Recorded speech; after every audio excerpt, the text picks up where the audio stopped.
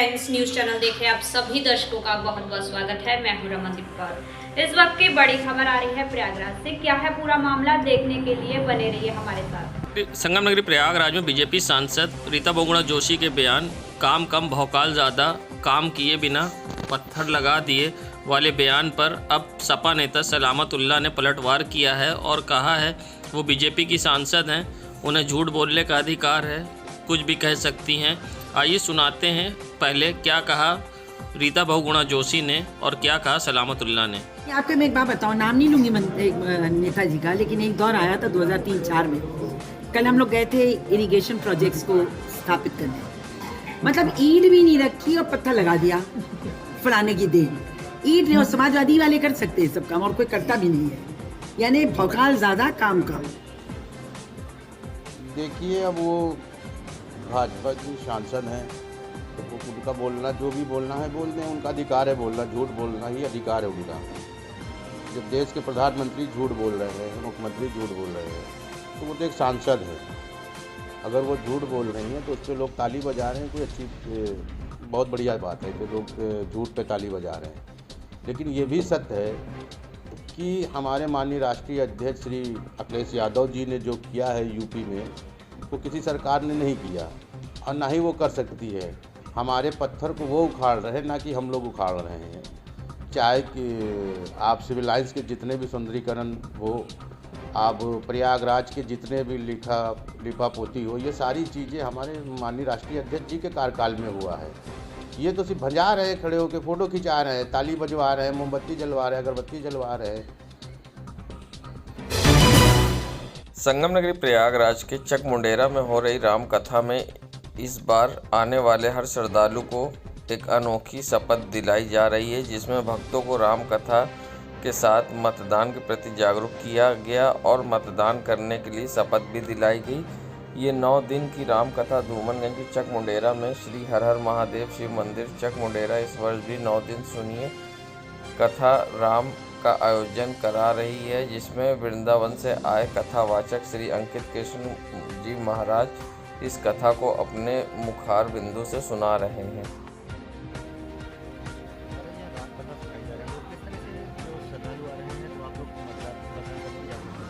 यहाँ सैकड़ों और हजारों की संख्या में आ रहे श्रद्धालुओं को इस रामचरितमानस के द्वारा और यहाँ इस मंच के द्वारा, क्योंकि हम ये जानते हैं कि इससे बढ़िया कोई मंच नहीं होता है, तो यहाँ जो भी श्रद्धालु आते हैं उन सबको इस मंच से ये प्रेरणा दी जाती है, रामकथा भी सुनाई जाती है और साथ में उनको जगाने का हम प्रयास इसलिए कर रहे हैं ताकि अब 2022 में जो चुनाव हो उसमें आप मतदान करें, लोगों को प्रेरित भी करें ताकि कोई भी व्यक्ति घर में ना बैठा रहे, सबको मतदान करना है जिससे अच्छी सरकार चुनी जा सके या अच्छी सरकार बनाई जा सके। अंकित कृष्ण, श्रीधाम, वृंदावन। किस तरह से आप यहाँ पर रामकथा सुनने आई थी? हाँ, मैं यहाँ पर रामकथा सुनने आई थी और रामकथा सुनने से मन भी को शांति भी मिलती है और जो है ज्ञान भी बढ़ता है। साथ में ही जो है यहाँ पर बोर्ड निर्वाचन के लिए भी प्रेरित किया जा रहा है कि मोहल्ले वालों को या आसपास के लोगों को किस तरह जो है प्रेरित किया जाए और हम भी जो है जाकर वोट करें कि जो है अच्छी सरकार हमको प्राप्त हो। संगम नगरी प्रयागराज में जहां बीजेपी नेता ने सबके गठबंधन और हाथ एक दूसरे से पकड़ने पर नाव डूबने वाले बयान दिया था और कहा था कि नाव डूबते समय एक दूसरे का हाथ अब पकड़ रहे हैं, तो वहीं अब सपा के नगर महासचिव रविंद्र यादव ने बीजेपी पर पलटवार करते हुए जमकर निशाना साधा है। आइए सुनाते हैं क्या कुछ कहा रविंद्र यादव ने। देखिए, उस पर हम कुछ नहीं बोल सकते, वो तो हमारे राष्ट्रीय अध्यक्ष जी तय करेंगे, लेकिन ये तय है कि समाजवादी पार्टी की सरकार आ रही है 2022 में और जितने भी दल हैं वो माननीय राष्ट्रीय अध्यक्ष जी कहना है कि हम छोटे दलों से गठबंधन कर सकते हैं और ये बात भी तय है कि जितने भी सच्चाई ये है कि भारतीय जनता पार्टी के नाव में अब छेद ही छेद हो गया है और वो उनकी नैया डूबने वाली है। तो जितने भी लोग हैं आज भारतीय जनता पार्टी की ज़्यादातर समाजवादी पार्टी ज्वाइन करना चाहते हैं। कई विधायक भारतीय जनता पार्टी के कई विधायक संपर्क में हैं, समाजवादी पार्टी के राष्ट्रीय अध्यक्ष जी के संपर्क में हैं, वो समाजवादी पार्टी ज्वाइन करना चाहते हैं। और जितने भी छोटे छोटे दल हैं जिन्होंने भारतीय जनता पार्टी ने लालच देकर इनको अपने साथ मिलाया और वो चीज़ ये नहीं कर पाए और साथ ही सारी छोटी दलें आज समाजवादी पार्टी के साथ गठबंधन करना चाहती हैं। रविंद्र यादव, नगर महासचिव, Samajwadi party, Prayagraj.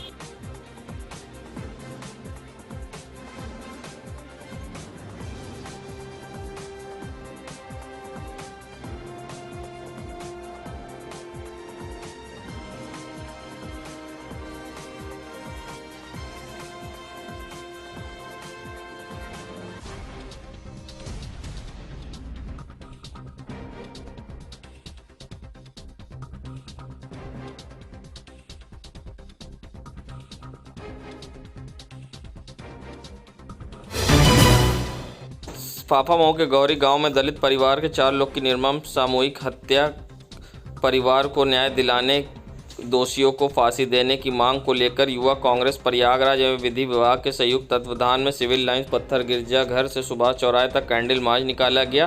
Candle march का नेतृत्व युवा कांग्रेस अध्यक्ष निशांत रस्तोगी एवं विधि विभाग के प्रदेश सचिव एडवोकेट सुशील यादव ने किया।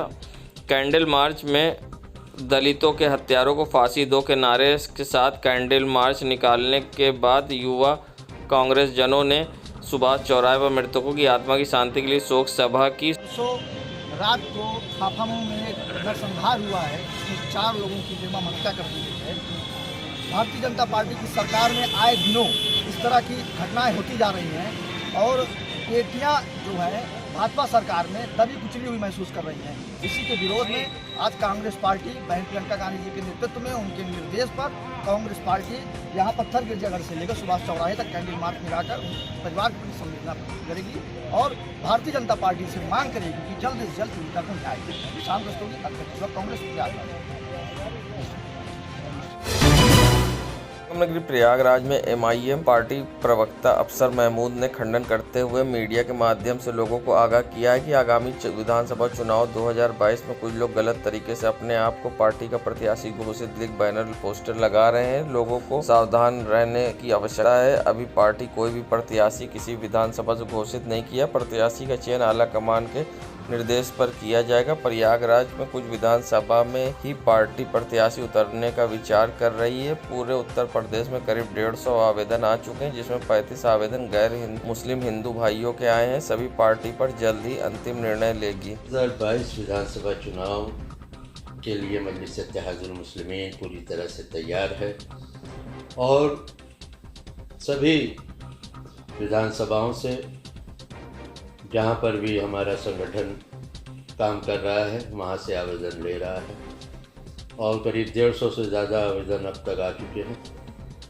जिसमें हमारे हिंदू भाई भी करीब 35 से ज़्यादा आवेदन कर चुके हैं और बैरिस्टर असदुद्दीन ओवैसी साहब हमारे राष्ट्रीय अध्यक्ष, जिनकी ये पूरे उत्तर प्रदेश में जनसभाएं चल रही है और बड़ी संख्या में लोग उनके बातों को और उनके विचारों को सुनने के लिए इकट्ठा हो रहे हैं। जैसा कि हमें कुछ सूचना मिल रही है कि हमारे मंडल इलाहाबाद प्रयागराज में कुछ लोग आवेदन जो किए हैं वो अपने आप को प्रत्याशी अभी से घोषित करके ही होर्डिंग बैनर लगा रहे हैं, जो कि गलत है, पार्टी विरोधी है। संगम नगरी प्रयागराज के तुलसीपुर पुलिस चौकी से चंद कदम की दूरी पर बना शौचालय, जहां महापौर अभिलाषा द्वारा इसको बनाया गया और अब लाखों रुपए से बना ये डीलक्स शौचालय पर ताला लटका हुआ है, जिसको अब यहां से गुजरने वाले लोग इस्तेमाल नहीं कर पाते। यहां के चौकीदार से बात करने पता चला कि सीवर लाइन खराब होने के कारण ये करीब 3-4 महीने से बंद है, मगर सबसे बड़ी बात कि ये 2-3 महीने से ज़रूर बंद है, मगर सीवर लाइन सही कराने की जगह इस पर ताला लगा दिया गया, जिससे लाखों रुपए की बर्बादी हो रही है और अब सरकार की योजना पर भी पानी फिरता नज़र आ रहा है। स्वच्छ भारत अभियान के तहत बना ये सुलभ शौचालय जिसे अब लोग इस्तेमाल नहीं कर पा रहे हैं। जिम्मेदारों की लापरवाही से सुलभ शौचालय पर लटका ताला, पीएम मोदी के सपनों पर पानी फिरता नज़र आ रहा, मगर लोगों को इसकी परवाह नहीं है और जिम्मेदार अधिकारी भी बने अनजान। 2-2.5 महीने से बंद है। अच्छा, तो किस वजह से बंद है, कुछ मालूम है? हाँ, सीवर लाइन की वजह से। तो कब से बंद है? 2 या 2.5 महीना। क्या नाम है आपका? संगम नगरी प्रयागराज के ये करामत की चौकी का नज़ारा है, जहां आप देख सकते हैं कि यहां पर सड़क किस हालात में है। सड़क जर्जर हालात में है और बीच सड़क के सीवर लाइन का गड्ढा भी खुला हुआ है, मगर लोगों को परवाह नहीं है। अक्सर लोग रात में यहाँ दुर्घटनाग्रस्त भी होते हैं और सीवर लाइन का पानी ओवरफ्लो होकर सड़कों पर बहता है। यहीं पास में मस्जिद है, जहाँ पर आने जाने वाले नमाजियों को भी परेशानी का सामना करना पड़ता है। जिम्मेदार बने अनजान। संगम नगरी प्रयागराज का ये नज़ारा है, जहां आप देख सकते हैं सड़कों पर किस तरह से सड़क किनारे ठेले लगा दिए गए हैं, जिससे पूरी सड़क को अतिक्रमण कर रखा है, जिससे चौक में समस्या भी उत्पन्न होती है। आने जाने वालों को परेशानी का सामना करना पड़ता है। घंटाघर बूथ के पास आप देख सकते हैं खुद चाट वाले ने दुकान लगा रखी है और सड़कों पर यहाँ पर फ्रूट, सब्जी, कपड़ों की दुकान लगी हुई है, जिसके बाद भी लोगों को कोई रोकने टोकने वाला नहीं है और कोतवाली पुलिस भी बनी अनजान। संगम नगरी प्रयागराज के ये चौक क्षेत्र का नज़ारा है, जहां रोज़ ई रिक्शे वालों के गलत तरीके चलाने से यहां जाम की समस्या उत्पन्न होती है और लोगों को परेशानी का सामना करना पड़ सकता है। देख सकते हैं आप, उल्टे सीधी तरफ से ई रिक्शा चालक गाड़ियां लेकर यहां आते हैं और सबसे बड़ी बात कि अब यहां पुलिस बूथ में पुलिस के सिपाही नहीं पर घूमने वाले मानसिक तौर से बीमार लोग अब यहाँ बैठे दिखाई देते हैं और चौक में लगता जाम। जिम्मेदार बने अनजान।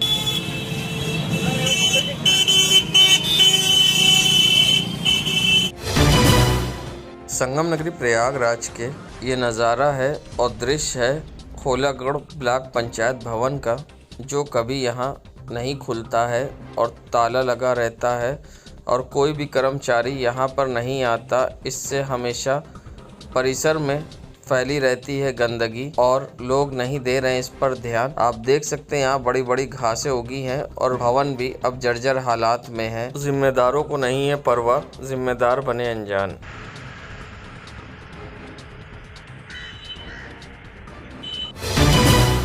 संगम नगरी प्रयागराज के ये सुराव तहसील के अंतर्गत होलागढ़ ब्लॉक पंचायत भवन का नज़ारा है, जहां काफ़ी दिनों से होलागढ़ ब्लॉक पंचायत भवन पर काफ़ी दिनों से ख़राब पड़ा हुआ है ये सरकारी हैंडपम्प, जिससे लोगों को नहीं मिल पा रही सुविधा और इस पर प्रधान और जिम्मेदार अधिकारियों का भी ध्यान नहीं है। लोग होते परेशान, जिम्मेदार बने अनजान।